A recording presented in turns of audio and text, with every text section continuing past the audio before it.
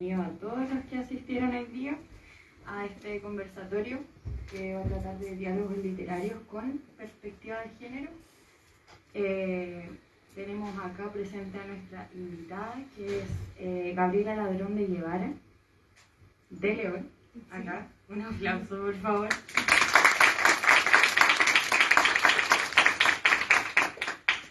Como podrán leer arriba, ella es una poeta mexicana, nacida en la Ciudad de México, doctora en educación, profesora investigadora en la Universidad Autónoma de la Ciudad de México. Estudió en BA in English, licenciatura en letras inglesas. Licenciatura en lengua inglesa. Narradora oral, escritora y amante de la literatura. Sus textos pueden encontrarse en antologías de cuento y poesía.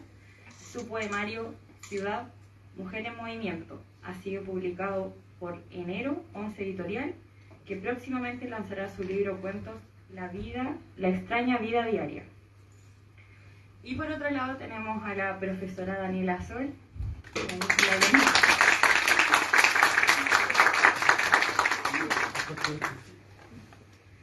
Nacida en Talca, 1983. Es poeta y académica, licenciada en Educación por la Universidad Católica del Maule. Realizó su magíster en Estudios Latinoamericanos en la Universidad Nacional Autónoma de México. Es doctora en Literatura Hispanoamericana por la Universidad de Alicante, España. Es autora de los poemarios Sonidos Errantes, Postales, Espejismo, Fractura y Sabina. Y ha participado de diversas actividades y encuentros poéticos en Chile, México, Argentina, Canadá y España. Su obra ha sido incorporada en antologías nacionales e internacionales en América Latina, Europa y Medio Oriente. Es compiladora de la más reciente antología de poesía social en Chile, Verbo Latente, y de ISKI, Antología Internacional de Poesía Feminista, publicada en Madrid bajo el sello editorial de Verbo. Su obra ha sido traducida al inglés, francés, portugués y árabe. Como profesora e investigadora ha realizado quehaceres pedagógicos y académicos en diferentes instituciones de Chile, México y España, tanto en niveles secundarios como de pregrado y posgrado. Desde esta esfera es coautora de al menos 5 libros y actualmente se desempeña como profesora en la Universidad Autónoma de Chile desde el año 2017. Es miembro de la Sociedad Chilena de Estudios Literarios. Otro aplauso para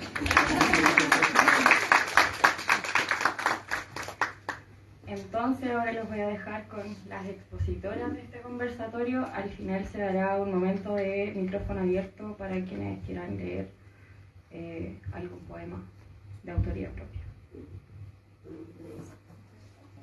Muchas gracias. ¿Se escucha? ¿Ahora sí? Sí. ¿Cómo están? Buenas tardes a todos, todas y todes quienes están aquí el día de hoy. Gracias, Javi, por la presentación. Gracias a la carrera de Pedagogía en Lengua Castellana y Comunicación por darnos este espacio. Gracias a quienes pudieron gestionar que pudiéramos recibir hoy a Gaby, a Gabriela Ladrón de Guevara, de León. Quisiera, primero que todo, dar a entender que esto es un conversatorio, no es una instancia académica como tal, a pesar de que estamos en la academia misma. Lo importante aquí es poder bajar un poquito este mito de la escritura como una cosa alta, como una cosa inalcanzable, entender que quienes estamos aquí somos personas tal como ustedes, muy humanas, con muchas incertidumbres, miedos, alegrías, esperanzas, etc. Y desde esa humanidad vamos a transmitirles a ustedes también los objetos de escritura, vamos a hablar un poquito de perspectiva de género. Yo también quiero que Gaby te sientas lo más cómoda posible, bienvenida a esta universidad. Gracias.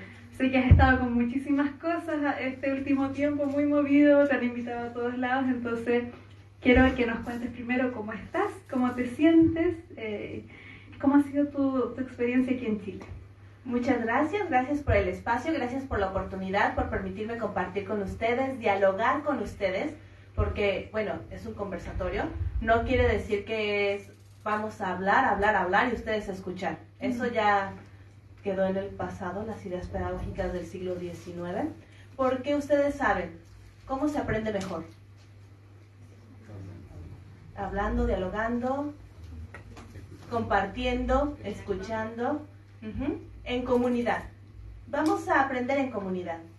Y agradezco también muchísimo a Mailén Literario Internacional y a su directora Palmira Ramos, que me ha permitido hacer estos contactos para estar aquí el día de hoy, para compartir con ustedes. Que además, como ya oyeron, como Javiera me hizo el favor de leer, soy profesora universitaria. Entonces me muevo en ambientes similares a estos. Pueden decir, pero en México es muy diferente. Algunas cosas pueden ser diferentes, pero en esencia creo yo que los seres humanos somos muy similares. Y contestando la pregunta de Daniela, ¿cómo me he sentido? Me he sentido como en casa, porque he podido conversar de manera similar con estudiantes como con los que comparto en México, porque he podido compartir también y hemos podido intercambiar diferentes ideas sobre la escritura, sobre la pedagogía también, sobre la enseñanza, sobre el aprendizaje. Y creo yo que eso es muy importante en ámbitos universitarios, en ámbitos literarios y en ámbitos artísticos. Me van a preguntar, y bueno, ¿por qué hablar de perspectiva de género en la literatura en el siglo XXI? ¿Ustedes tienen alguna idea? ¿Sí?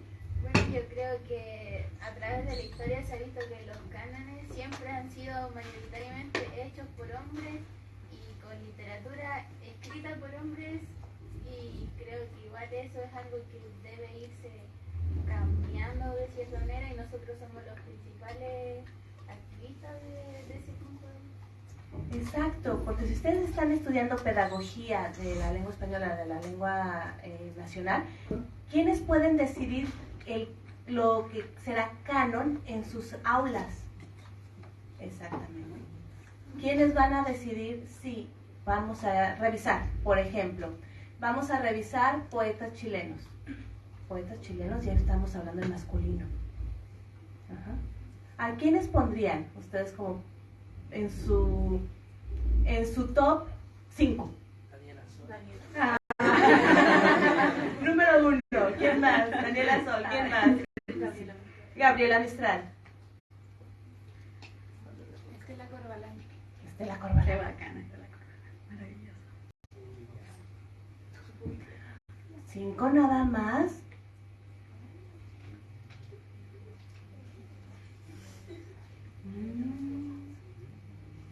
Bueno, pueden poner también nombres. ¿A quién pondrían? Parra, ahí hay varios en los Parra. Uy, sí, ya vimos en este ejercicio que cuánto fue, 3 minutos, y estamos viendo que estamos sesgados. Entonces sí, es necesaria la perspectiva de género, como comentaba la compañera, para darnos una idea de a quién estamos revisando en el canon, por qué lo estamos revisando, y sobre todo, algo bien importante, la literatura en general, las representaciones femeninas, ¿desde qué punto de vista se dan? Desde la perspectiva del hombre, desde la perspectiva masculina. ¿Algunas de ustedes escriben? Y lo que es importante, jóvenes, varones, ¿algunos de ustedes leen a sus compañeras? Sí, algunos así como que... Bueno, ahí es donde podemos iniciar conocer nuevos autores. Estaban poniendo ya en los autores chilenos, top 5, a su profesora Dani. ¿Qué mejor que hablar de autoras vivas, contemporáneas, a las que podemos entrevistar en un momento dado, con las que podemos compartir? Porque pueden decir, ay, si hablemos de la Mistral. Y luego van a hablar de la Mistral a través de lo que han dicho otros varones de la Mistral. ¿Por qué no reelaborar desde nuestra propia realidad, desde donde estamos? Por eso es importante en este siglo XXI ver la perspectiva de género en la literatura. no es algo que fue del siglo pasado. Vimos en este pequeño ejercicio que ahí estaba. Nos costó trabajo encontrar 5 poetas chilenas. Y no les dije su top 10. Top 10 todavía estaríamos pensando. Y se las cuento mejor. Imagínense, vamos a unir poetas chilenas con visión social.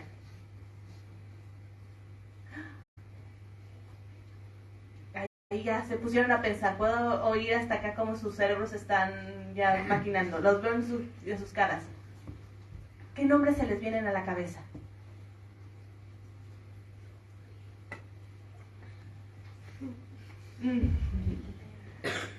Les tengo un tip. Aquí tienen a la maestra Palmira Ramos, que creo yo, de lo que sé, que es una de las pocas personas que escriben acerca del carbón, de las minas de carbón en Chile. Creo que es la única mujer que escribe acerca de las minas de carbón. Disculpa que te interrumpa, Gaby, pero justamente ese factor también de asociar la poética y la escritura de las mujeres al romanticismo, ¿no? O sea, las mujeres parece que escribimos de amor. Claro, el amor es algo, es parte de la condición humana, pero no lo tendemos a asociar, por ejemplo, a la poesía social. La poesía social pareciera también que está escrita por hombres, pero hay mucho que averiguar sobre poesía social. Les recomiendo Estela Díaz Barín, por ejemplo, ¿ya? Me encanta que lo hayas tocado, me encanta el ejercicio que hiciste de ya han leído a sus compañeras, o hasta yo me asombré, y en realidad eso no lo solemos hacer. Así que también importante tener esos factores de consideración, ¿ya? Existe la poesía escrita por mujeres, existe la narrativa escrita por mujeres, pero las mujeres también escribimos cosas que no nos han destinado socialmente. Y es parte de esa perspectiva. Por ejemplo, un ejercicio que yo he utilizado con mis estudiantes, con mis grupos, escriban acerca de la noticia del día de hoy. Pueden escoger lo que quieran, lo mismo nota roja, policíaca, que financiera. Deténganse un segundo y escriban de lo de hoy. ¿Por qué escribir?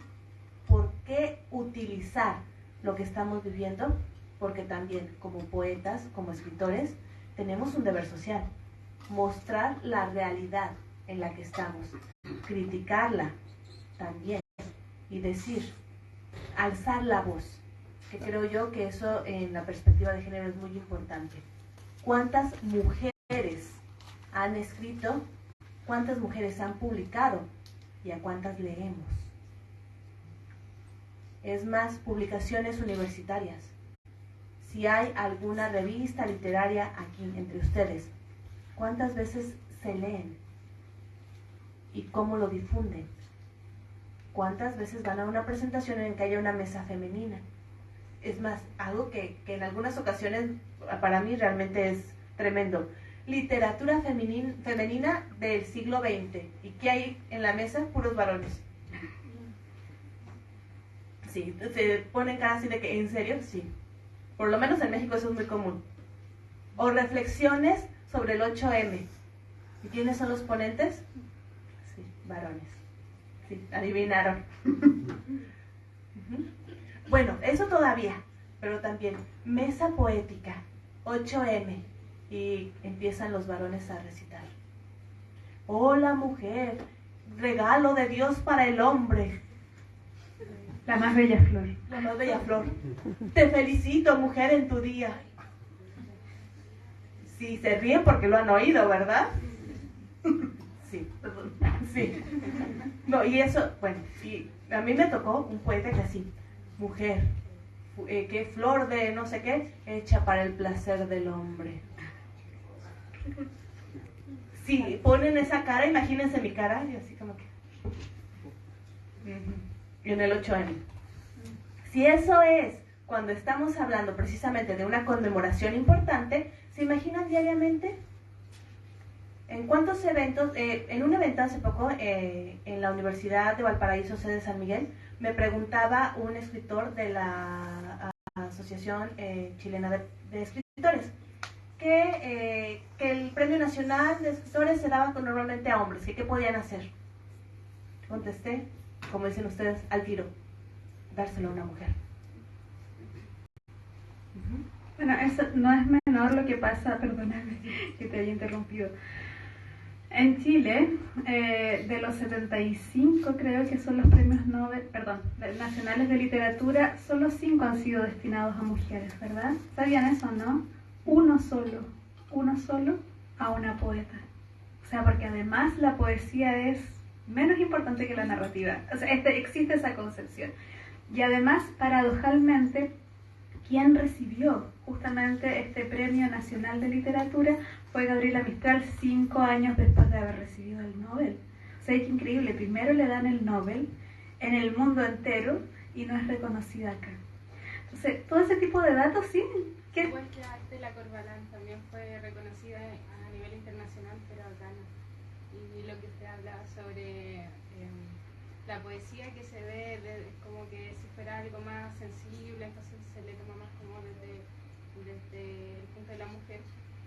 Pasa lo contrario en textos académicos, por ejemplo, cuando nosotros, y lo decía Virginia Woolf en una habitación, si me no recuerdo, lo decía ella que cuando nosotros vemos un autor, el apellido solamente y no citado en un texto académico y no el nombre de la persona, nosotros tendemos a pensar de que es un hombre, un varón, y nunca nos decimos, pero ¿por qué tenemos que irnos primero a pensar de que es un hombre?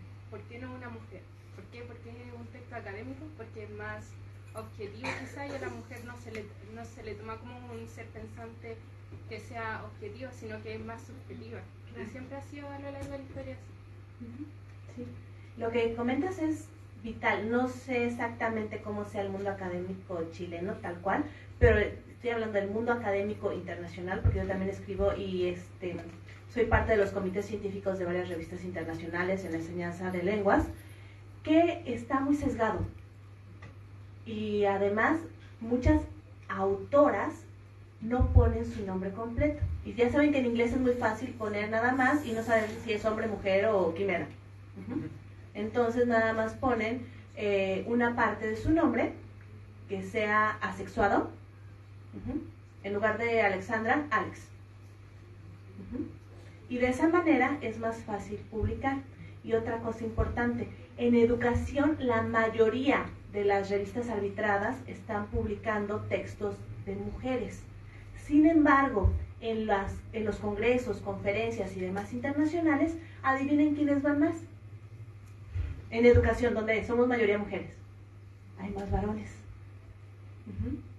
Ahora que hay ya más la posibilidad de hacerlo a través a distancia, los congresos que pueden ser vía Zoom, vía videoconferencia, ha subido el número de mujeres. ¿Pero por qué creen que sea esto? Una de las cosas que han hecho también investigadoras mujeres es que para una mujer es más difícil dejar todo e irse a un congreso internacional. ¿Por qué? Porque tradicionalmente existe la doble jornada. La jornada como profesora investigadora en una universidad y la jornada en casa.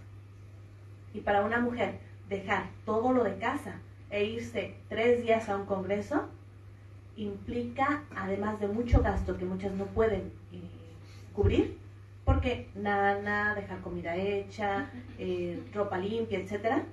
También la parte, y eso es bien importante, la carga social que se les impone. ¿Cómo dejas a tus hijos para irte a un congreso?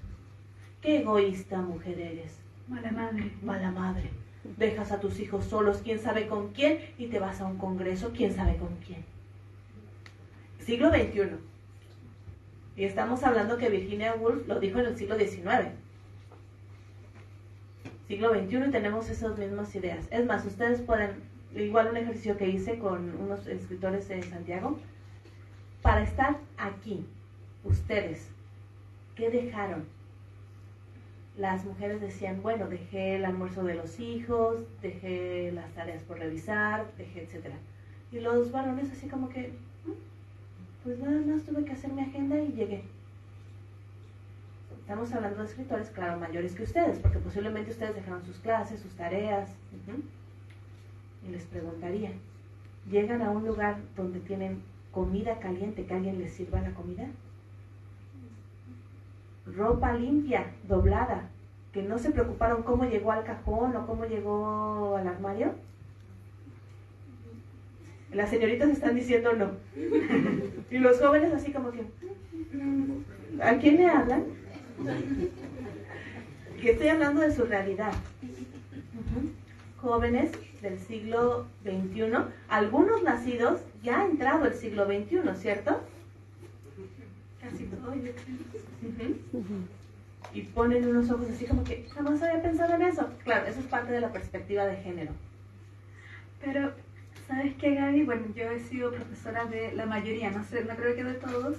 Algunos no los conocí porque me tocó darles clases virtuales, entonces nunca prendieron la cámara, entonces algunos los reconozco, otros no. Cierto. Pero déjame comentarte que de todas maneras aquí igual yo creo que el trabajo con los jóvenes o con las generaciones más jóvenes como ellos es mucho más sencillo. Por ejemplo, si les estamos hablando aquí a gente mayor, ¿no? Hay una intención de dialogar, de hacer autocrítica. Yo creo que los jóvenes aquí y los hombres, que por lo menos los que yo conozco, son muy autocríticos y afortunadamente eso es un gran plus porque van a ser profesores y se van a enfrentar a un montón de otras realidades que tienen que ver con el género, que tienen que ver con la identidad, que tienen que ver con el afecto también. Entonces les estoy dando esta defensa también porque yo sé que se están cuestionando muchas cosas y eso se agradece un montón. O sea, salir de la zona de confort es cuestionarse, es hacer la autocrítica y yo sé que la hacen. Eso es lo importante porque van a ser docentes. Y también, son investigaciones recientes las que estoy citando. Se dice que en las aulas se les da preferencia a los hombres. Y ha habido investigaciones que dicen así cosas bien sencillas, que es más fácil que los profesores en general, se aprendan el nombre de los varones. ¿Por qué? Porque es un sesgo cultural. Y es más, podemos ver en un aula así, dicen, ay, pues claro, es más fácil aprenderse el nombre de los varones porque son menos, son minoría. No es pretexto. Si alguien alzaba la mano por allá, por favor. Yo una vez leí una investigación que hablaba en un contexto educativo donde se decía que cuando un profesor hacía una pregunta dirigida al curso y se levantaba la mano, el profesor tendía a darle la palabra a un varón porque se entendía que él iba a tener la respuesta correcta más fácil que si se lo preguntaba a una mujer, porque existía este sesgo de que el hombre es más inteligente o tiene esa capacidad para responder de manera correcta a la pregunta que se hace durante la clase. Y también las descalificaciones, que muchas veces no se habla de la respuesta en sí, sino se descalifica a la persona. Y diría yo a la mujer. Por ejemplo, en una clase que una mujer diga, estoy en desacuerdo con esto por y dar razones, y que la profesora no esté de acuerdo, en ese momento se dice, típico, es que está en sus días, por eso contestó así. Sí, está histérica hoy, se le nota. Y si un varón hace lo mismo, según también estudios, se dice, es un líder. ¿Por qué? Porque tiene carácter. Claro, tiene carácter y hace valer su opinión. Y si se fijan, es algo que hasta se fomenta con los niños pequeños en algunos sectores. Afortunadamente ya está cambiando, porque ahora se les está dando voz a las infancias. A las infancias ya tienen voz, porque antes ya ven que era, bueno, a mí me tocó de que te sientas y te comes lo que te sirvieron. Pero no me gusta, te lo comes. Ahora ya tienen opción de decidir, por lo menos. Pero ya se les está dando voz a las infancias. Antes, y no estoy hablando del siglo pasado, estoy hablando de, ni siquiera tan lejano el tiempo, que no podían comer las niñas de la familia a menos que le hubieran servido a los varones. Otra cosa, que típico, en muchas familias, ¿quién es la que no come la comida caliente? La mamá. ¿Por qué? Está sirviendo, es la última en servirse. Y uno dice, te ayudo, vamos, colaboremos. No, siéntate. ¿Sí? colegios de que casi siempre son los hombres que ocupan la cancha, los espacios y que tienen como más libertad para hacer ruido, como tú mujer no puedes hacer esto con falda, no puedes correr, no puedes jugar, y los espacios más grandes siempre están ocupados por hombres. Y es como cultura, no sé, se asume que debe estar así. Sí. Lo bueno es que lo estamos cuestionando. Y es más, lo que mencionas es esencial. ¿Por qué el uniforme de las niñas en básica es una falda? ¿Por qué no puede ser un pantalón?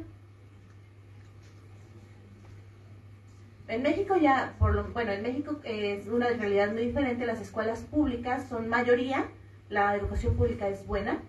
Y ahí ya se dijo que en las escuelas públicas deciden ir de falda o de pantalón. En las escuelas privadas, la educación privada es diferente, depende de cada centro educativo. En algunos centros educativos, donde yo estuve trabajando todavía a finales del siglo pasado, ya no había problema, podían ir falda, pantalón, como quisieran. De hecho, a mí me tocó en la 2004, varones que iban con falda al liceo. ¿Y les decían algo? No, era su elección. Y claro, desde antes las señoritas con pantalón en el liceo. Era su elección. Porque también es eso, si los días son muy calurosos, ¿por qué ir todos con pantalón si se está dando la opción falda o pantalón? ¿Sí? Son cuestiones culturales. Y también es algo muy común que se diga, ay, ustedes, es mayoría en mujeres en todas las carreras pedagógicas y de educación, porque a las mujeres se les da tan bien el ser maestras. Romanticismo de la pedagogía, ¿no? Tienen en su naturaleza el cuidar. Sí, ponen esa cara. El presidente de México dijo algo similar en el 2020, en abril del 2020, cuando estaba el COVID. Sí, adelante. Hay un poco en el tema de que a las mujeres se les da como el ser maestras, es porque existe la maternización docente, porque muchas veces las profesoras que son mujeres se les da el rol de mamá, como suplir a la mamá en la casa, entonces por eso se maternaliza eso. Cierto. Y además es un rol que sabemos que no podemos cubrir como docentes. No es ni nuestro papel ni la parte socioemocional en el aula también puede crear relaciones que no son sanas. Porque una es la figura materna y otra es la figura de la profesora. Y bueno, ya que lo mencionan, eso también es muy importante, que ya estamos conscientes, sobre todo después de que regresamos a las aulas, después de la pandemia, que la vida socioemocional en el aula es esencial, que no es solamente la parte académica, la parte pedagógica, sino también sentirnos seguros en el aula, que también es otra parte que las mujeres a veces no tenemos esa seguridad en el aula. Y viene desde muchos lados, desde el punto de vista de que me siento vulnerable, que voy a ser criticada por mis opiniones, por mi vestimenta, por mi cuerpo. Sí, yo sé que también a los jóvenes les puede ocurrir, pero según las estadísticas es más común que a las señoritas les suceda esa inseguridad en el aula. Sí, yo iba a comentar que en realidad también, no sé si lo han visto las profesoras presentes acá, que se tienden a crear relaciones muy desiguales entre los alumnos con las profesoras y con los profesores. Se tienden a crear más relaciones maternales con las profesoras mujeres y un poco más de recelo incluso con los profesores hombres por este micromachismo que es el asociar que una mujer no se puede relacionar también con un hombre de otra forma que no sea amorosamente. Claro. Y también está el cliché, ¿no? De que, ay, sí, te enamoraste de tu profesor. Así como que, ¿ya lo vieron bien? Pero si uno no puede comentar del profesor porque, ay, te enamoraste del profesor. En cambio, yo creo que ustedes, jóvenes varones, cuando han hablado de alguna profesora, no les dicen, ay, te enamoraste de la profesora, ¿verdad?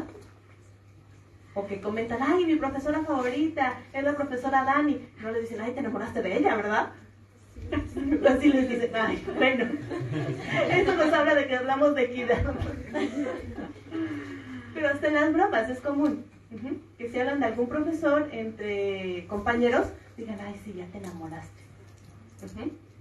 Y de una profesora es más difícil. Pero bueno, ya que con sus sonrisas me dijeron que también se da aquí. No sé si tanto como se ve con la... O sea, el tener más cercanía con un profe hombre muchas veces quizás también es mal visto.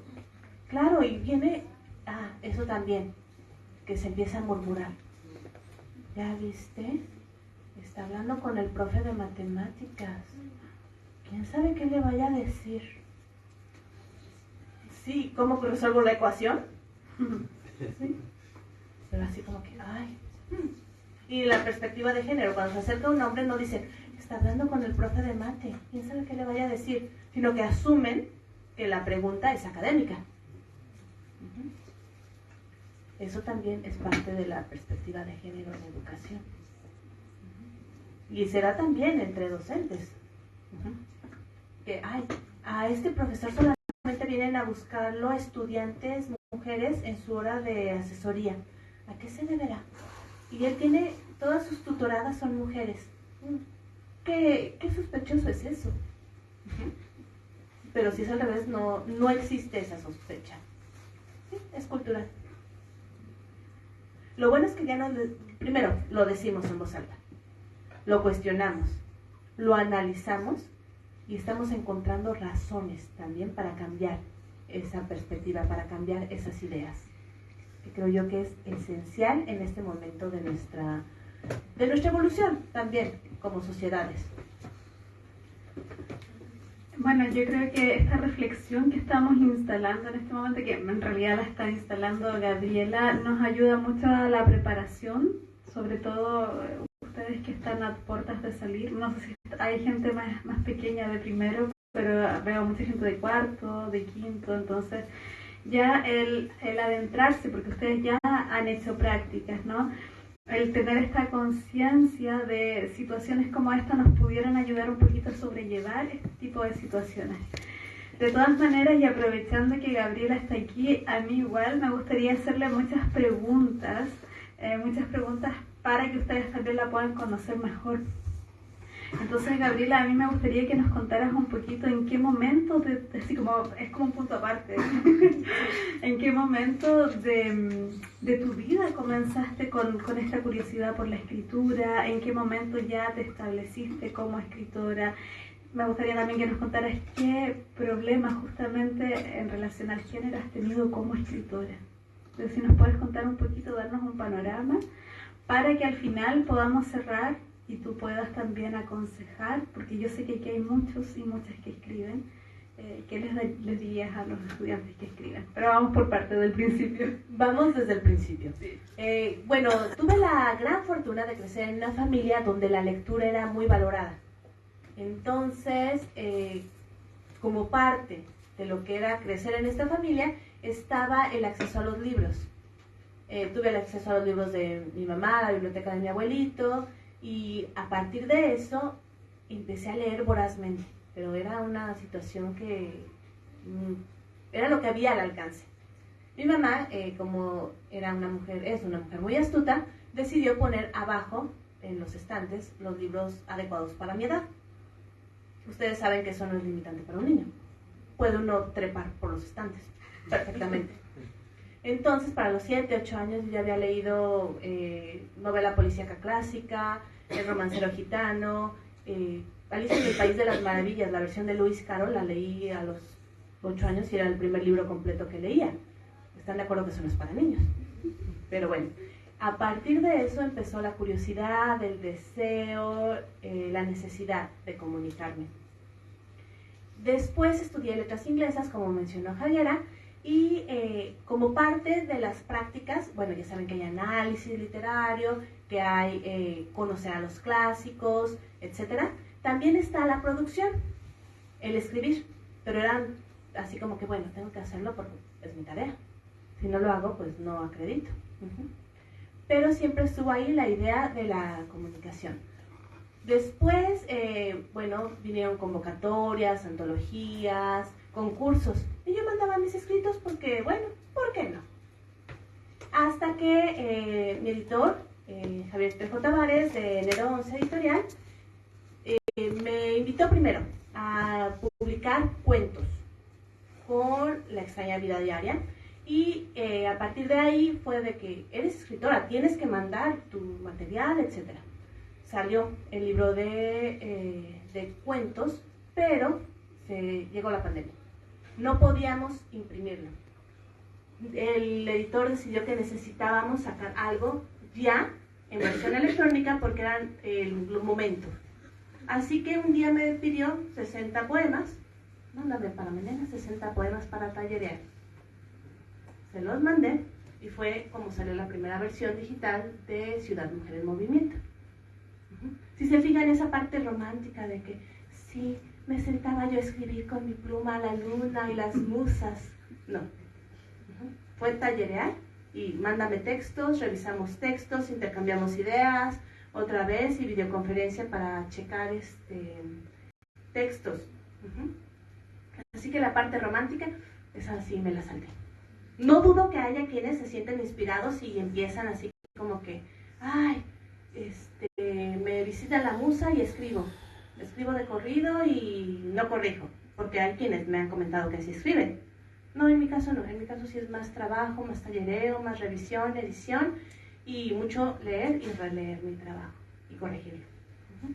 Respecto a lo que decías de retos de ser mujer, ¿se acuerdan que les dije de antologías, de concursos, etcétera? En todos esos, así, y fue una recomendación de una mentora mujer, en todos esos concursos y demás, donde mandaba con seudónimo mi trabajo, me dijeron que tu seudónimo no permita que se identifique si eres hombre o mujer.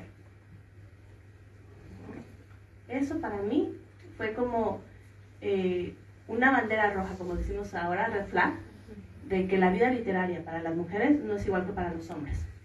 ¿Por qué un seudónimo donde no se distinguiera si era hombre o mujer?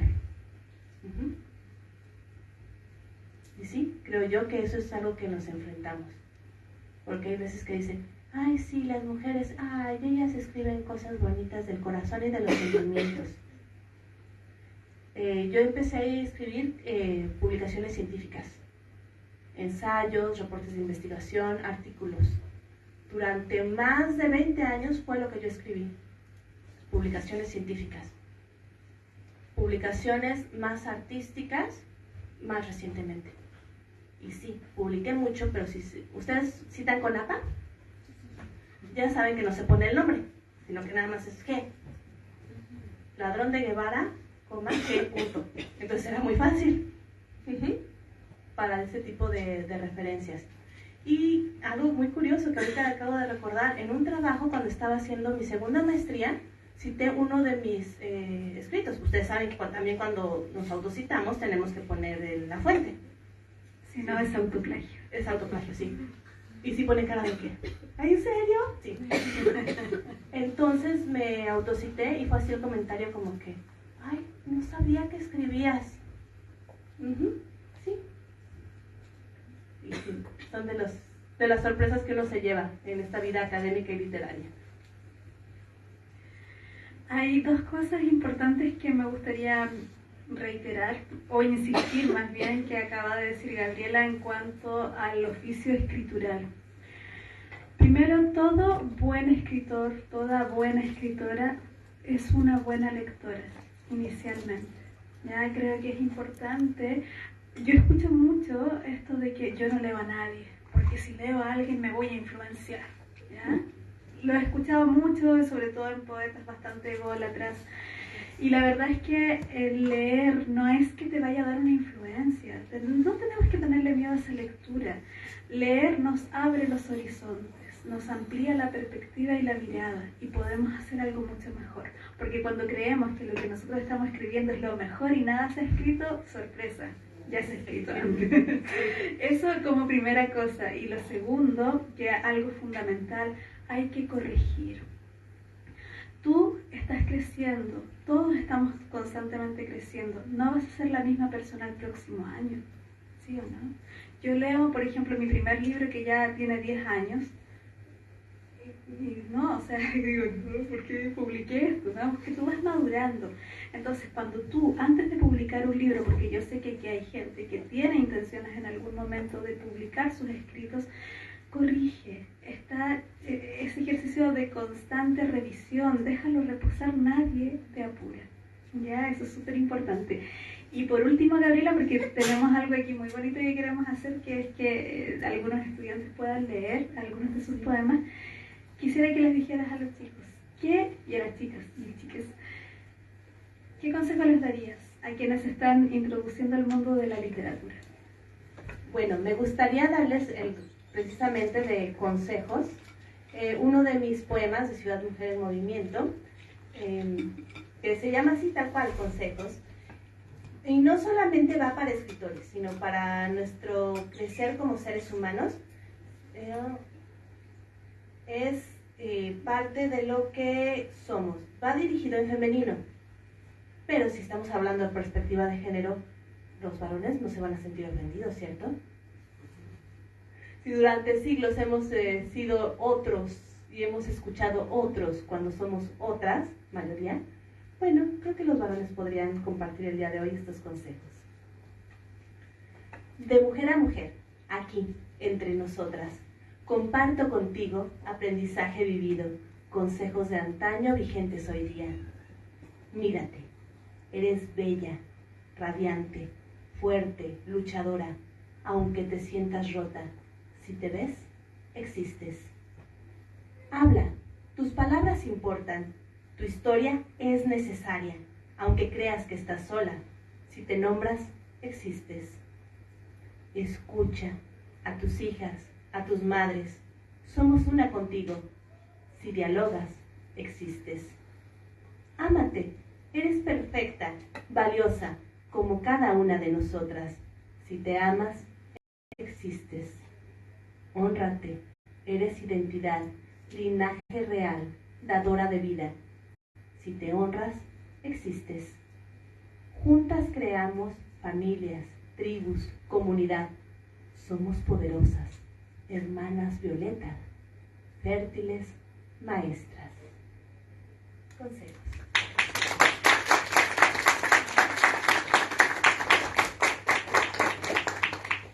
Y creo yo que es para todos los que nos comunicamos, no solamente escribimos.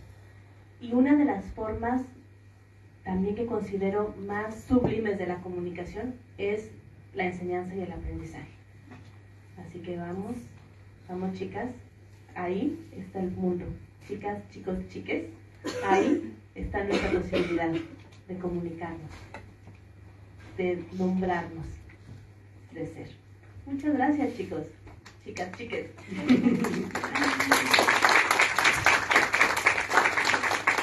Sí, quisiéramos, antes de comenzar esto, dar la palabra. Veo al profesor Cristian ahí que yo... No, pero se escucha, ¿no? Sí. ¿Está bien? Okay.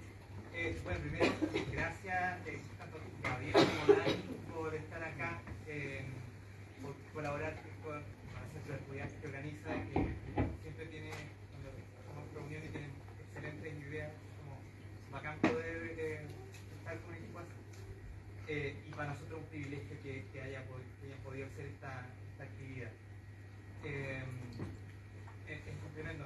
Entonces, pero aparte de eso quisiera hacer una pregunta. En realidad son dos comentarios como que puedan a lo mejor forzar un poco la conversación. Decías hace un rato atrás que leíste por primera vez Alicia en el País de la Maravilla como hace 8 años. ¡Qué envidia! Yo creo que todavía no lo termino. Pero y de algún modo eso se ve en parte de la influencia, se puede decir, en la escritura que tiene. Yo no sé qué otras influencias a lo mejor tú destacarías dentro de tu ejercicio escritural. Y ahí, ¿por qué decir que eran dos? Porque hay otra cosa que me llama mucho la atención de tu poesía que me gustaría que también la explicaras, me encuentro súper interesante, y es que en arte poética, por ejemplo, lo que leíste recién, y otras, se ve que la poesía está siempre como un ejercicio escritural, o sea, algo que uno se sienta a hacer, ¿sí? vale decir, está muy relacionado con los letrados, digamos. La pregunta es, ¿cómo se relaciona en la oralidad? Que también se ve en la influencia del romancero gitano, la estructura como de estrófica es bastante un guiño a eso, con la escritura dentro de tu creación artística. Sorry que sea extenderme, pero eso, y gracias por estar. Muchas gracias. Bueno, influencias en la escritura. Creo yo que todo lo que leemos, sí, es una influencia positiva. Algunas veces decimos, no lo quiero escribir como esa persona, también es una influencia válida. Y creo que también nos nutrimos de lo que leemos. Y a esto me refiero cuando vemos los tipos de ejercicios de que escriban de lo que leyeron en el periódico, el periódico digital o físico. Escribamos de lo que vivimos. Influencias, bueno, no solamente, como mencionaba el profesor, estamos con el romancero gitano, sí, Alicia en el País de las Maravillas también. También poetas mexicanas, Sor Juana Inés de la Cruz, si se fijan, va esto muy femenino. Sí, ya vi sus caras que sí la conocen. También en algunas partes hay poesía prehispánica, el tipo de poner las cosas como muy con imágenes y también muy definitorias, muy definidas. Igualmente, también, sí, de formación profesional, literatura inglesa, mucho de, tanto, sí, Shakespeare tengo que decirlo, Shakespeare lo estudia uno en la carrera 5 años. Ahí sí, ¿qué les puedo decir? También Agatha Christie, la manera en la que escribía poesía, cierto, escribía novela policíaca, que creo que es lo que más conocemos, pero la poesía de Agatha Christie es muy de las cosas cotidianas. Por ejemplo, le escribe a un traje amarillo. Eso es algo muy cotidiano. También son otro tipo de influencias. Igualmente, hay también de poetas contemporáneas, y contemporáneos también, tanto mexicanos como latinoamericanos. Por ejemplo, algo de Palmira Ramos, su mujer combativa de la Epifanía del Carbón, es algo que me ha marcado y que lo siento muy, muy fuerte en algunos textos femeninos. Y la parte oral, bueno, soy narradora oral. No concibo la poesía nada más leída, sino que yo vengo de esa tradición de que la poesía es para leerla en voz alta.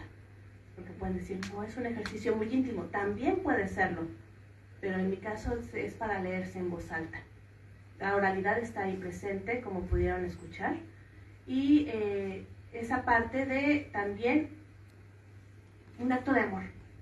Creo yo que leerle a alguien en voz alta es un acto de amor. Y eso se nota en el tipo de escritura que hago, porque son poemas hechos para ser leídos en voz alta. Y que también con esa lectura en voz alta cambia la interpretación. He oído mis poemas en otras voces y es sorprendente cómo cada quien le va dando una visión diferente y cómo lo van tomando y haciendo lo propio. Que también creo yo que es parte de la oralidad, algo muy esencia de la oralidad, que cada quien recibe de manera diferente y a su vez lo replica de manera diferente. El efecto cascada. Y ya, cada quien tiene una versión diferente en este momento de consejos. Y cuando lo relean, van a decir, ahora tengo otra. Y cuando lo lean en voz alta, como un acto de amor para alguien a quien aman, puede ser hombre, mujer, quimera, ahí sí, se replica de manera diferente. Sí, está presente la oralidad, definitivamente. Sí, adelante. Gracias, Gabriela, por tu presentación y por los tópicos que has abordado con Daniela. Yo, me acerco más a la parte de educación en lengua y como tú como educadora, quería levantarle incluso también a Daniela un dato que a mí me daba vuelta hace tiempo. Yo no estudio escritura, estudio comprensión de textos principalmente, pero un dato que me viene dando vuelta por esta cosa del espejo, leer y escribir, es que las mediciones nacionales en nuestro país nos dicen de que los chiquillos que están ubicados en sexto básico escriben más las mujeres que los hombres y tienen mayores dificultades los hombres para textualizar sus ideas que las niñas. Entonces hay un cuestionamiento que yo me hago a simple vista porque me falta estudiar al respecto, es de los roles de género. O sea, a la mujer es más fácil comunicar, las niñas, también los estudios de la Fundación Fuente también dicen que decrece menos el gusto por la lectura en las niñas que en los niños. Entonces, a pesar de ser un país que el canon te lo pone masculino, que los eventos poéticos te lo llena de figuras masculinas, en la escuela los hombres siguen deprivados en habilidades de escritura en comparación a las mujeres en estas mediciones. Entonces, recordando la experiencia escolar y el reto que tienen aquí todos los estudiantes como futuros docentes, ¿cómo reencantamos a estos niños y adolescentes con la escritura que parece que se ha acomodado en la escuela, en la figura esta femenina de tú comunicas, tú escribes, te es más fácil y parece que se ha quedado ahí? Y después, y por otro lado está el ruido de la ciencia, como, los niños se van para allá. Y la habilidad escritural no es solo artística, es funcional, es expresión de ideas, es demostración de mundo. Entonces, yo lo levanto y se los comento así como desafío y cómo reencantamos. En México hay un programa de mediación de lectura que está iniciando, volvemos a la oralidad, que está iniciando con el acercamiento con los niños de lo que sería básica, mediante la narración oral. A partir de la narración oral, bueno, ustedes saben la historia que, bueno, antes de leer y escribir, el ser humano primero escuchó las historias. Entonces, con esa misma idea, primero escuchar, conocer. A partir de ahí, en México hay mucha tradición oral de pueblos originarios y a partir de ahí, bueno, la primera parte, acercarlos a la cultura de los pueblos originarios mediante la narración oral. Posteriormente, ya nace la curiosidad y se acercan a preguntar ¿de dónde salió ese cuento, esa leyenda, ese mito? Y empiezan a buscar la parte escrita. En México, de hecho, hay varios cuadernillos de trabajo en las escuelas, en las bibliotecas escolares, que se utilizan al respecto. Y es una manera de encantarlos, reencantarlos con la lectura, la escritura. Y a partir de eso ya es bueno, que, claro, esto no es de un semestre, sino posteriormente, bueno, rescatemos la tradición oral de tu comunidad. Escríbela para que no se pierda. Y es todo un proceso de investigación. Vamos con el abuelo que nos cuenta las historias y después las rescatamos. Ya ha habido muy buenos productos al respecto. De hecho, si pueden buscarlo, de CONAFE, así se llama CONAFE, en México, hay rescate de la tradición oral que los mismos niños fueron e investigaron. Ustedes se pueden fijar que eso es un trabajo de investigación sociolingüística súper avanzado, pero que se está realizando a través de la mediación de lectura. Y está el otro punto, que se dice, es que las mujeres son buenas para la comunicación, para la lectura y la escritura, y los hombres son buenos para las matemáticas, para las ciencias y las ingenierías, en la parte social. Que también muchos padres de familia dicen, no, hijita, tú puedes ser maestra porque pues es algo bueno para una mujer y cuando tengas hijos, pues así puedes cuidarlos, porque pues al mismo tiempo que ellos están en la escuela, te están trabajando. Pero tu hermano no, que él sea ingeniero, porque él va a tener que mantener a su familia. No sé si aquí en Chile se dé, pero en México todavía esas ideas son muy comunes. Entonces se les desalienta. Y se les desalienta desde que son muy jóvenes. Así de que no juegues a la escuelita, niño, porque tú vas a ser ingeniero. Tú vas a ser abogado. Doctor. No, maestro. Bueno, yo quisiera complementar y dar mi visión, a riesgo de estar equivocada, ¿vale? Pero creo que también tiene que ver con esta estructura de la romantización nuevamente, ¿no? Porque si nosotros hacemos retrospectiva, yo creo que aquí muchas niñas escribieron diarios de vida, ¿sí o no? Escribimos la bitácora. Los niños no lo hacen, como que se nos regalaba para el cumpleaños el diario de libros, ¿verdad? Las cartas, el género epistolar también está asociado mucho más a las mujeres que a los hombres. Entonces el desafío, me imagino que es muy complejo, pero creo que sí, un buen profesor de lenguaje, una buena profesora de lenguaje puede gestionar emocionalmente a tal manera de promover que los hombres y los niños tienen derecho a hacer la catarsis, a sentir, a conocerse, a descubrirse en el fondo. O sea, decir, bueno, vamos a hacer esto, y los niños van a decir, pero profesora, eso es de niñas, ¿ah? Eso es de niñas. No, ¿ya? Todos tenemos aquí, dentro de nuestra condición humana, una parte emocional. Y yo creo que ya entendiendo de que la educación emocional es justo y necesario que ya se replantee en el currículum educacional chileno, yo creo que cambiarían un poquito las cosas. Eso. Lucas. ¿Puedo hacer un comentario? Es que estaba escuchándola, tengo como recuerdos yo también, porque es que me pasa que yo crecí en un contexto muy distinto, entonces escuchar este tipo de cosas me hace pensar en cosas de las que se le ha privado a hombres y a mujeres en otros contextos en los que yo no he estado. Porque yo también he crecido rodeado de mis mamás y mi hermana, son mujeres que yo las admiro mucho. Y siempre me he crecido como cuestionándome estas cosas y observando, más que nada, soy muy observador. Y en el colegio siempre no solo está este pensamiento de que ese tipo de cosas son de mujeres, sino que se le da una connotación negativa al hecho de que si haces ese tipo de cosas, eres gay y eres homosexual y esas cosas no la hace, y se le da una connotación negativa a todo esto, como que le pertenece supuestamente a lo femenino cuando en realidad es parte de nuestra naturaleza. Entonces también hay un trabajo también de erradicar o de tratar de moldear ese pensamiento para que se vea como algo que es esencial para la vida humana y no solamente que se le debe atribuir a las mujeres o a las personas que son más sensibles quizás, sino porque existe esa connotación negativa. Yo he escuchado muchas veces eso, bueno, siendo yo homosexual también, uno escucha esas cosas y uno también se priva de esas cosas. Yo también últimamente he estado haciendo ese ejercicio y me he dado cuenta que estoy privado de muchas cosas porque he crecido en un contexto problemático por no sé, la población, no sé, los lugares en los que uno crece, y uno crece escuchando esas cosas, que ciertas cosas te vuelven homosexual o te vuelven como más débil, y uno crece tratando de hacerse el fuerte y suprimiendo esas cosas porque puedes sufrir las consecuencias por tu contexto. Lo que comentas es esencial, es una privación.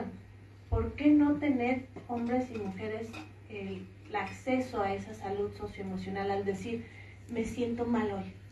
¿Por qué nada más se le permite socialmente a una mujer decir, hoy me siento mal, hoy quiero llorar, hoy estoy triste? Pues si un hombre lo dice es, no, eres un débil, eres gay, como si ser gay fuera un insulto, o te vas a volver gay, como si uno se volviera o se desvolviera. ¿Y eso existe? Claro que existe, de esos comentarios hieren. Yo estoy segura de que quizás ustedes los han escuchado, eso de que no llores, porque eso es de, bueno, en México dicen de viejas, como eso es de mujeres. De niñitas. De niñitas, así como que, o sea, si algo tengo atorado, porque hasta se siente aquí atorado en el pecho, ¿por qué no puedo llorar si eso es de niñas y si lloro me van a decir que soy niña?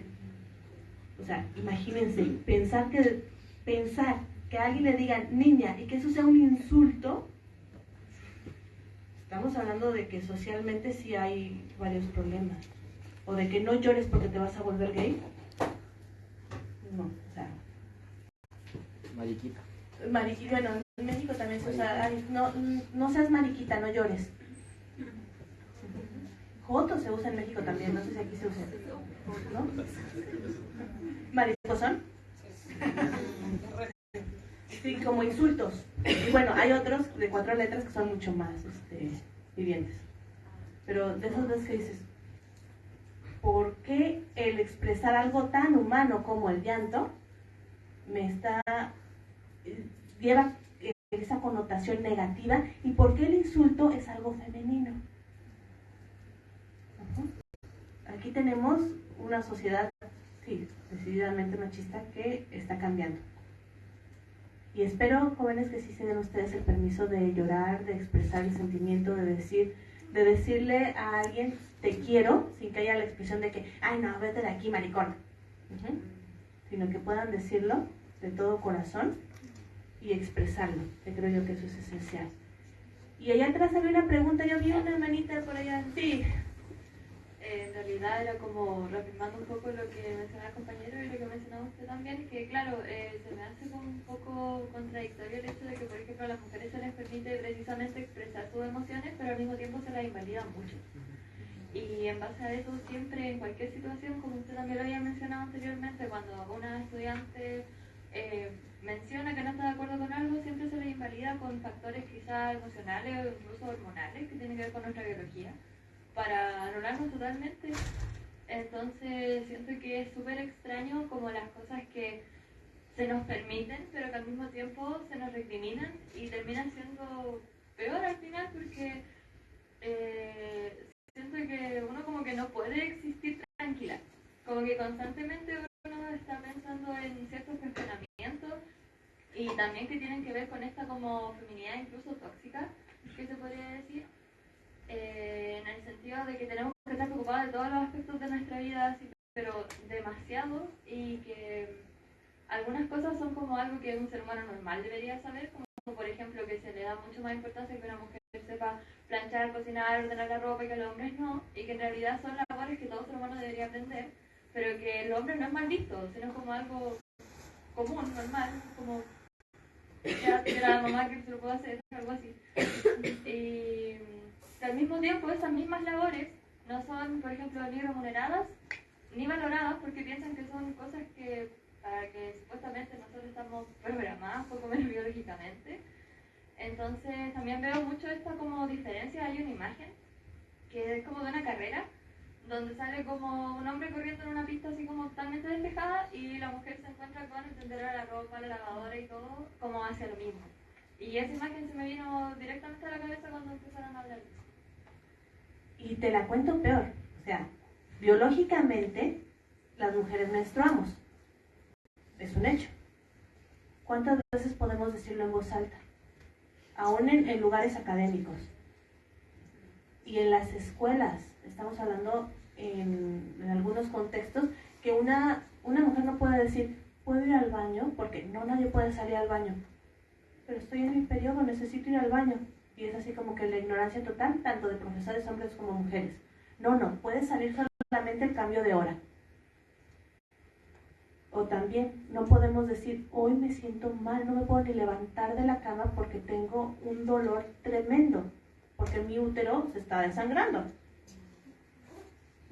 Es más, hasta decir útero en voz alta en algunos lugares es, ¿cómo es eso posible? Sí, las mujeres tenemos útero. Tengo noticias. Se ha criminalizado mucho la imagen de la sangre. Entendemos o asociamos inmediatamente que la sangre es sucia, ¿no? Así como nos ensuciamos. Acordémonos que el lenguaje construye las realidades, entonces también pongamos ojo en eso. Bien, mira, en honor al tiempo yo creo que ya es hora de escuchar a quienes quieran, si es que no hay nadie más que quiera comentar. Entendemos que, no sé Javi, si tú quieres continuar como presentando a los compañeros, porque no sé, aparte de Bruno, no sé qué más va. En realidad yo ya sabía que no quería acompañar. ¿Quieres comenzar? ¿No?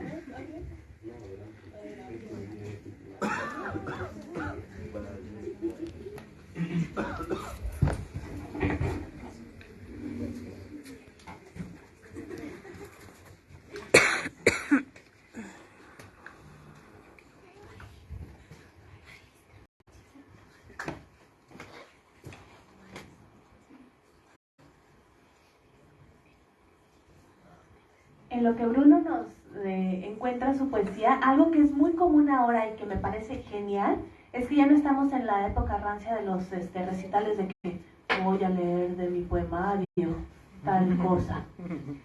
Y todo el mundo empieza a leer así. Sino que ahora ya leemos de los celulares, de las tablets, y es maravilloso poder llevar a todos lados toda nuestra producción literaria. Gracias. Iba a leer unos poemas, pero como que se me olvidaron, porque me vine terrible apurado y encontré otros que tenía por aquí, que hice en este verano. Este se llama Chiste Corto. No sé si se escucha, ¿se escucha? Ya, ahora. Chiste corto. Al chileno le gusta el chiste corto. El chiste corto es bueno y rápido, así como el follón de un chileno precoz. Y menos no es poco para Diógenes. Pero la vida del chileno no es un chiste corto, es un chiste incorto, bajo enfermedad de eternidad, de días, noches, semanas, meses, años. La vida es un cuento largo, malo y abuchado, siguiendo la línea del orden caótico. Naces, creces, te reproduces, te quedas solo, aislado, huérfano, simplemente solo, cayendo, en el absurdo de una tumba de madera muerta. Y ves desde arriba, con ojos olvidados, un funeral de chiste corto, con una tumba expropiada, con una animita olvidada, y vuelas, te elevas para volver al ciclo, teniendo la misma casa con latones rayados, la misma billetera totalmente vacía, la misma camisa con líneas de reo, con la que sales a compartir con hormigas, hormigas que viven buscando el chiste corto para una reina y su invierno. Y luego pasas al cementerio a pensar en un epitafio de chiste corto, para que todos te recuerden y no te olviden, para que no te quedes solo, pero allí esperas que el remate del chiste corto funcione, pero no hay buen remate, porque no hay carcajada, porque fue muy rápido, muy lento, y no da para pensar ese chiste, y esperas, volviendo al ciclo del chiste corto.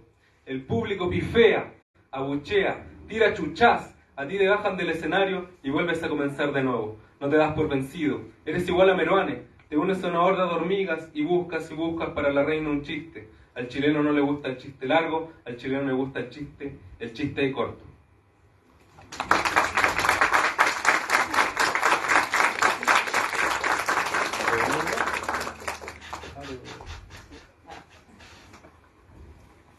Este se llama En espera. En la población se espera un nuevo muerto de rostro moreno.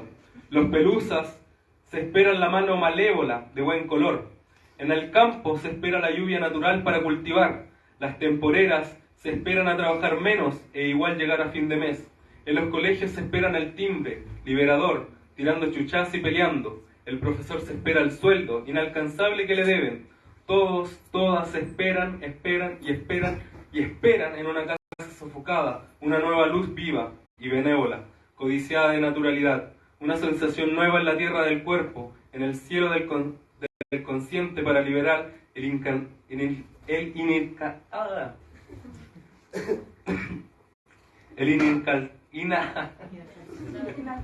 inalcanzable deseo sofocado del ser humano.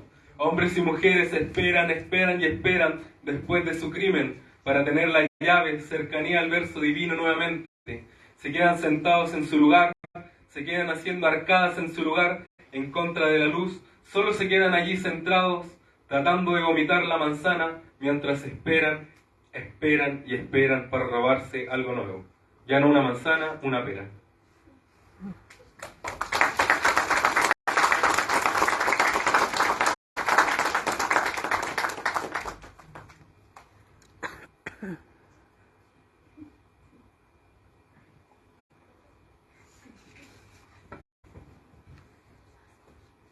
Y el último poema que voy a leer es un poema para mi hijo. Se llama Salvador, todos ustedes saben que yo soy padre. Dice: hijo, estoy aquí afuera, aquí, tomando la mano de tu madre para decirte algo. Unas cosas, unos sentimientos, algo poco, algo que aprendo cuando te veo desde aquí afuera. Hijo, tú, nuestro heroico niño, hoy creces como una semilla dentro de una guatita, la cual es, te enseño, el oasis, el divino, el maravilloso, sol y mar, flor de la gran poesía de la vida, terreno de tu madre, acuario, dueña y creadora de los frutos del color universal. Ese es tu refugio, manantial de vida, donde tú, allí vives danzando, demasiado tranquilo, vives nadando en amor, del agua que ella vierte para cuidarte, mientras yo, un poco flojo y condenable por mi pacto, Te observo sin ojos, sin quehaceres, pero preparándome para tu bienvenida. Y un no Dios crea junto a tu madre, tu mundo en una larga noche, hijo mío. Así tú, niño héroe, hoy eres la envidia del omnipotente por tu extremada belleza pueril e inocente. Y yo, condenado por el verbo, al desafiar su habilidad por la capacidad de mi pincel, por ello grito, tuyo es el cuerpo y la sangre de la realeza nueva y eterna, y estamos aquí afuera a la distancia, ella y yo, los verbos, tus padres, sintiéndote, viéndote, oyéndote, esperándote, para regocijar tu llanto en nuestros brazos, para entregarte a nosotros nuestro cuerpo y alma, con amor divino, porque no nos iremos, porque damos la visión al bien del mundo, al bien de ti. Gracias.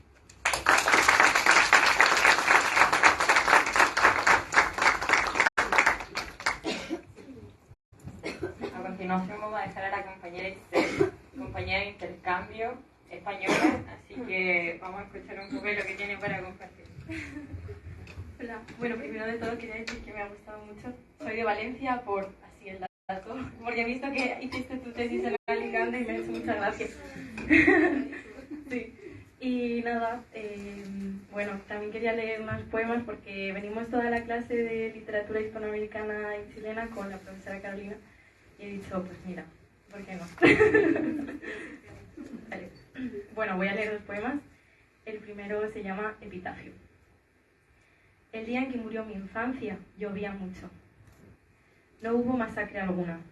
No hubo estallido en llanto. No fue más que eso. Como todo en mi vida, fueron las palabras quienes se la llevaron. Las palabras y las manos de mi padre, entrelazadas encima de la mesa, como una herida que se cierra. Recuerdo mirar el cielo. La luz se deslizaba calle abajo. Un retal diáfano de la lluvia pasada en medio de los pies inmóviles de una niña que se marchaba sin saberlo. Y pensar que no, que el cielo ya no es tan azul como antes.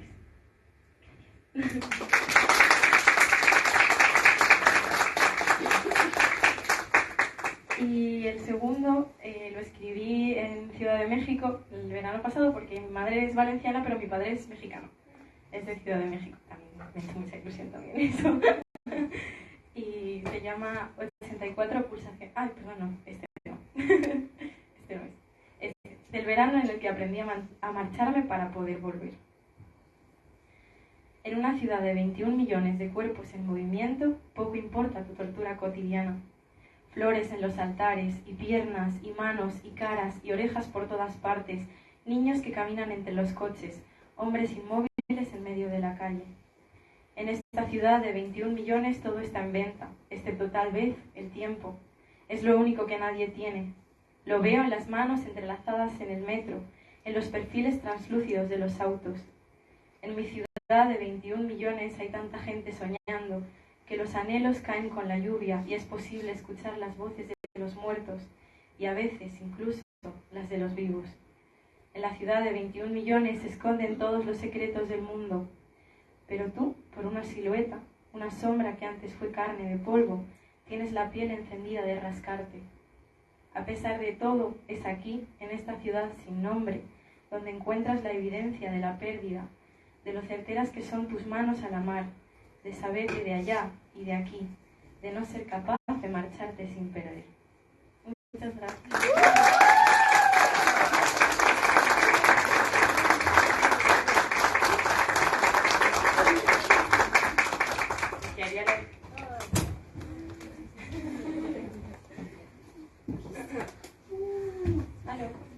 Hola, ¿escuchan la galería? Bueno, este poema, ¿me escucho bien? Sí. ¿Seguro?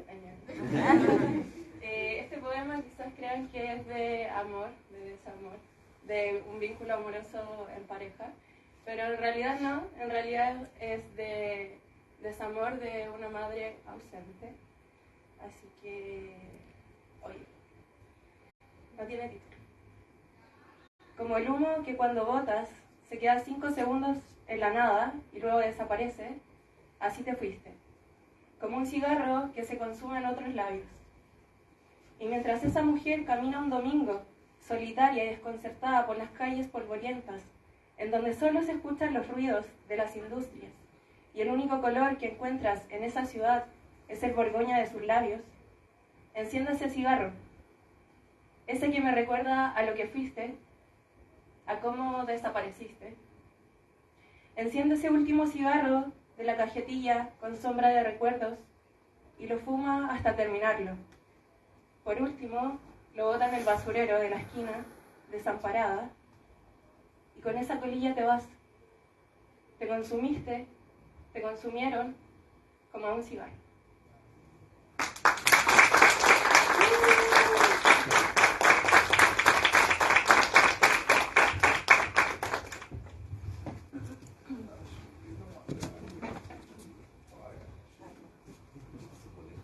Hola, con transparencia, yo voy a declamar un poema bastante corto, se llama Yo. Creer en ti como yo creo en mí, como llegaré a creer en ti, como tú llegarás a creer en mí. El miedo en ti no está en mí, no vive en mí, porque aprendí a confiar en mí, en quién soy, en quién fui y en quién seré.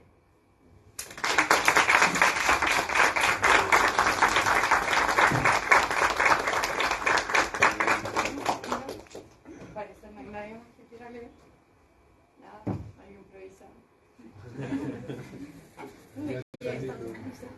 Me ha gustado mucho este espacio también, por este cambio de formato en donde ustedes también pueden participar. Y yo creo que para cerrar nos quedamos aquí con varias lecciones. La verdad es que para mí ha sido muy lindo escuchar a Gabriela. Primero, yo me tomo la atribución, perdón. Chiquillos, no dejen de escribir. Los que están y las que están escribiendo, no dejen de serlo. La poesía, el arte, en estos tiempos donde nos estamos matando todos, puede salvar vidas. De verdad. Y lo segundo, que es que es muy cursi lo que estoy diciendo, pero es cierto. La profesión más importante para la sociedad es el ser maestro. No lo pierdan, por favor. No se olviden de eso. Ustedes pueden influir de la mejor o de la peor manera en una persona, en una vida humana. Así que harto aguante. Seguimos haciendo resistencias. Seguimos haciendo esperanzas con la pedagogía. Eso, y gracias. No sé si te quieres algunas últimas palabras para cerrar. Solamente decirles que durante la pandemia, los que mantuvieron a nuestros países latinoamericanos funcionando, unidos y en pie, fueron los profesionales de la salud y los educadores. Se cerraron las escuelas, pero nunca se cerró la educación.